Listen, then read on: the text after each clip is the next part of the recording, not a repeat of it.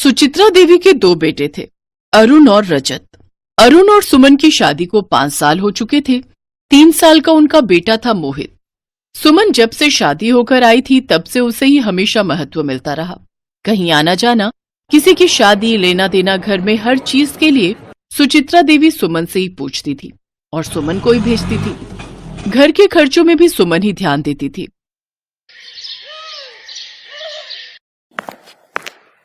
अरे मीना, कहाँ रह गई? कितनी देर से राशन आया हुआ है, इन्हें डिब्बों में भी भरना है। बस आ रही हूँ भाभी। वो आपने बोला था ना ड्राइंग रूम साफ करने, वो कोई मेहमान आ रहे हैं। हाँ, बाबूजी के पुराने दोस्त हैं, वो आ रहे हैं। चल तू अब जल्दी जल्दी ये सारा राशन ड्रम और डिब्बों में भर दे, मैं तब तक मोहित को नहला देती हूँ। तभी सुमन के ससुर के पुराने दोस्त आ जाते हैं। सुमन बहू, ये मेरे पुराने मित्र हैं सुभाष जी। नमस्ते अंकल जी, मैं चाय लेकर आती हूँ। भाई साहब, हमारी सुमन ने तो पूरे घर को संभाल रखा है। मुझे तो कुछ करना ही नहीं पड़ता, सब चीजों की जानकारी इससे ही रहती है। मैं तो बिल्कुल बेफिक्र हूँ। अच्छी बात है, अब बस रजत की भी शादी कर दो, फिर सुमन बहू को भी आराम मिल जाएगा। हाँ, बस अब करनी ही है रजत की शादी। कोई लड़की हो अच्छे घर की तो बताना। हाँ, जरूर। तुम मुझे रजत का बायोडेटा भेज देना, मैं आगे अपने दोस्ती यारी में भेज दूंगा। सुमन ड्राइंग रूम से बाहर आ जाती है। सुमन के मन में यही बात आ जाती है कि वो अपने लिए कोई गरीब देवरानी ढूंढेगी। कुछ भी हो जाए, मुझे इस घर के लिए गरीब देवरानी ही ढूंढनी होगी, सीधी सादी, जो मेरे आगे कभी ना बोले और उसे इस घर की जायदाद और धन दौलत से कोई मतलब ना हो। पर ऐसी लड़की मिलेगी कहाँ? रजत के लिए रोजाना ही अमीर घरों के रिश्ते आने लगे, पर सुमन कोई ना कोई टांग अड़ा देती जिससे रिश्ता मना हो जाता।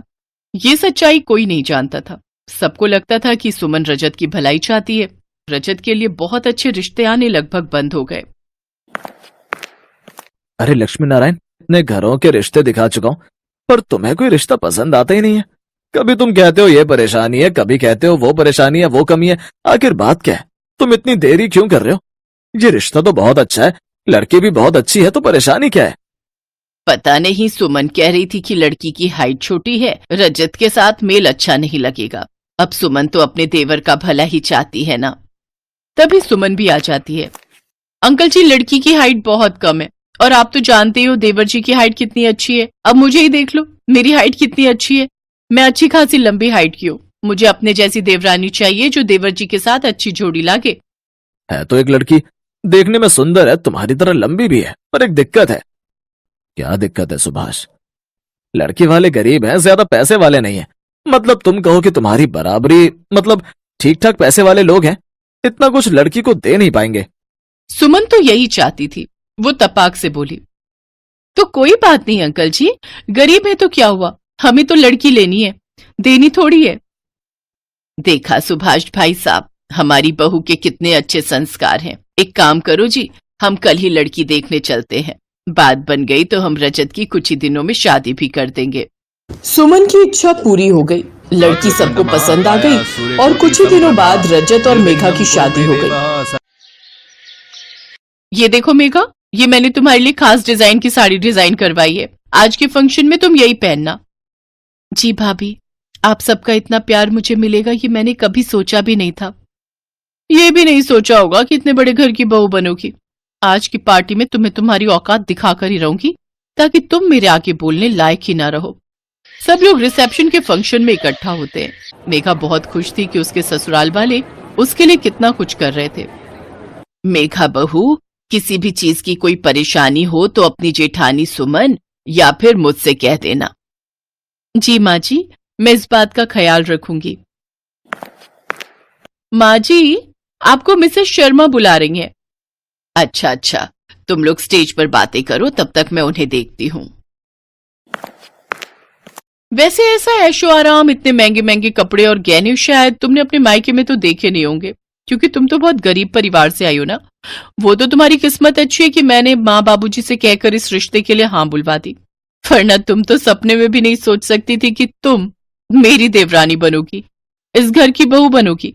अब कान खोलकर सुन लो, इस घर में मेरा राज चलता है। ज्यादा स्मार्ट मत बनना, जो भी नियम मैंने बनाए हैं उन्हें पलटने की कोशिश भी मत करना। सुमन की बातें सुनकर मेघा की आंखों में आंसू आ जाते हैं। उसकी शादी को अभी 2 ही दिन हुए थे कि अचानक सुमन ने उससे इस तरह से बातें करनी शुरू कर दी, जबकि इसमें मेघा की कोई गलती नहीं थी। मेघा और रजत के हनीमून के लिए विदेश जाने की बुकिंग हो चुकी थी, पर यहां भी सुमन ने अपनी चाल खेली। माँ जी, मेरा शादी में जाना बहुत जरूरी है। मौसी जी की बेटी हमारी बहुत क्लोज है। उन्होंने स्पेशली बोला है कि हम 1 हफ्ता पहले पहुंचे। मैं सोच रही थी कि रजत और मेघा बाद में हनीमून पर चले जाएं, तो बाकी मेघा को अगर बुरा न लगे, मैं आपको ना अकेला छोड़कर नहीं जाना चाहती, क्योंकि अरुण भी मेरे साथ जा रहे हैं। पीछे से आप और पापा जी अकेले रहोगे तो मेरा ध्यान इधर ही लगा रहेगा। भाभी टेंशन मत लो, हम दोनों हनीमून पर बाद में चले जाएंगे। मैं ये ट्रिप कैंसिल कर देता हूँ। क्या हुआ सुमन, तुम शादी में नहीं जा रही हो? शादी कैंसिल क्यों हो गई? माँ जी, वो लड़के वाले बड़े लालची थे। मौसी जी को घर पसंद नहीं आया तो उन्होंने शादी खुद ही तोड़ दी। मेरी वजह से इन दोनों ने भी अपना हनीमून का प्लान कैंसिल कर दिया और मैं भी शादी में नहीं जा रही। मुझे तो सचमुच बहुत बुरा लग रहा है। कोई बात नहीं भाभी, अच्छी बात है ना, आप सबके साथ रहने का अवसर इतना मिला ही नहीं है। मैं भी आप सबके बिना उदास हो जाती। एक काम करो, तुम देवरानी जेठानी कुछ दिन एक साथ रहो, तब तक मैं और तुम्हारी सासू माँ हरिद्वार घुमाते हैं। और फिर सुमन के सास ससुर ने हरिद्वार घूमने का प्लान कर लिया और वो दोनों हरिद्वार के लिए चले गए। तो पीछे से सुमन और मेघा ही घर पर अकेले होते थे। एक दिन सुमन का ध्यान नहीं पड़ा और वो आंगन में गिरे हुए सर्फ के पानी पर फिसल गई।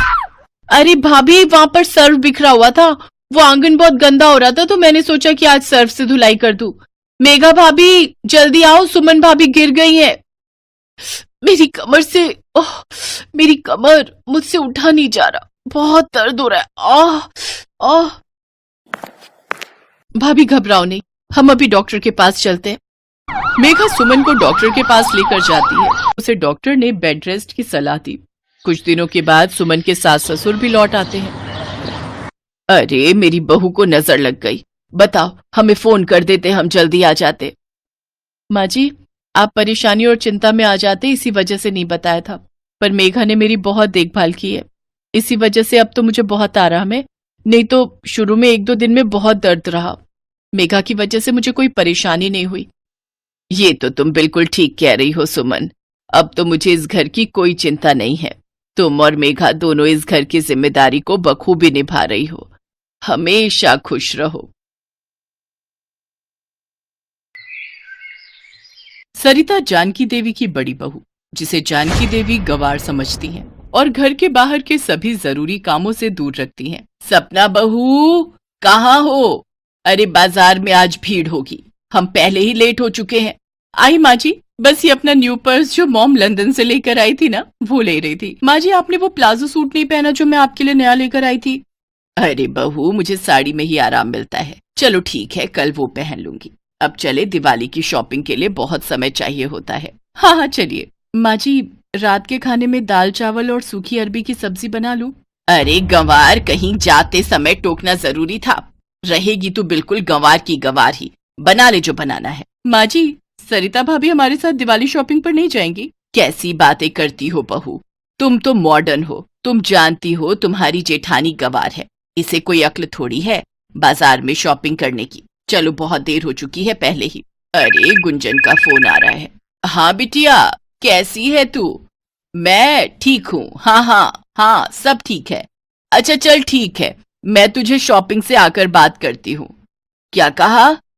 जरूरी है। हेलो हेलो, कट गया, अब मिल नहीं रहा, आकर कर लूंगी। गुंजन दीदी का फोन था।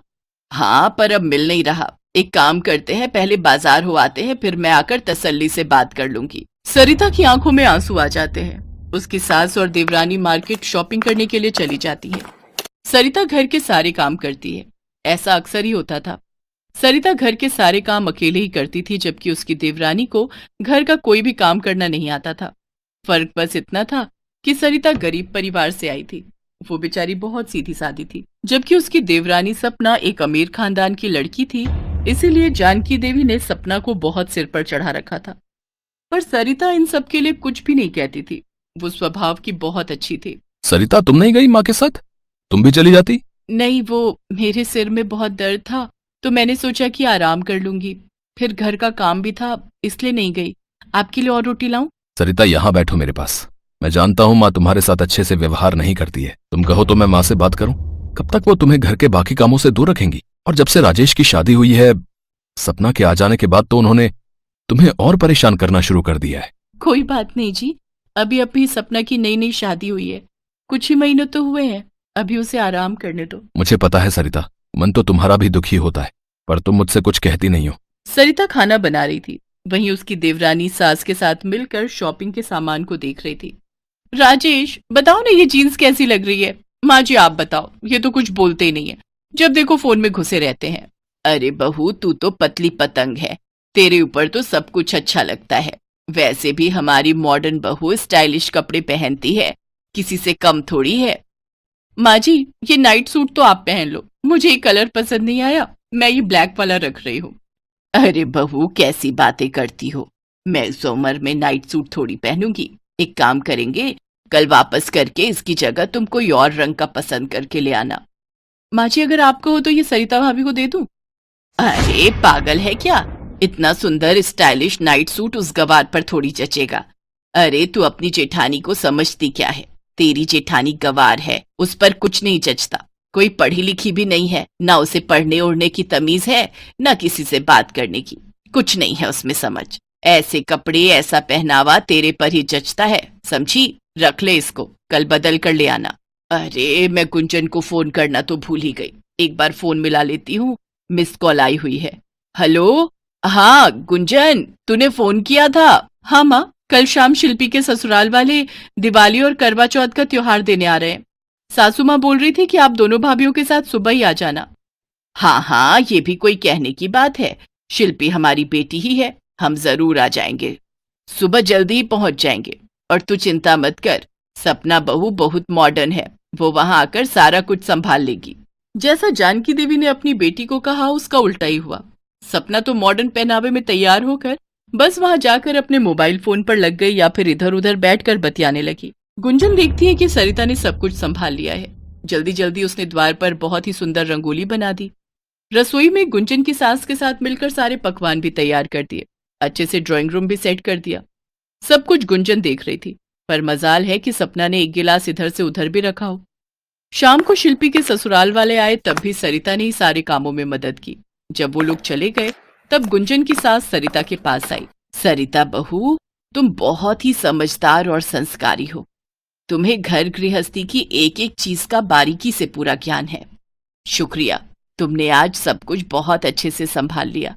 हमारे यहाँ तो किसी को रंगोली बनानी आती ही नहीं थी, पर तुमने इतनी सुंदर रंगोली बनाई गुंजन के साथ मिलकर, सभी मेहमानों की खूब खातिरदारी की। अब मैं चाहती हूँ शादी के समय भी तुम हमारे साथ ही रहो, तुम यहाँ रहोगी तो मेरी चिंताएं दूर हो जाएंगी। थैंक यू सरिता भाभी, आशीष बोल रहे थे कि सबको आपकी बनाई रंगोली बहुत सुंदर लगी, सब आपकी बहुत तारीफ कर रहे थे।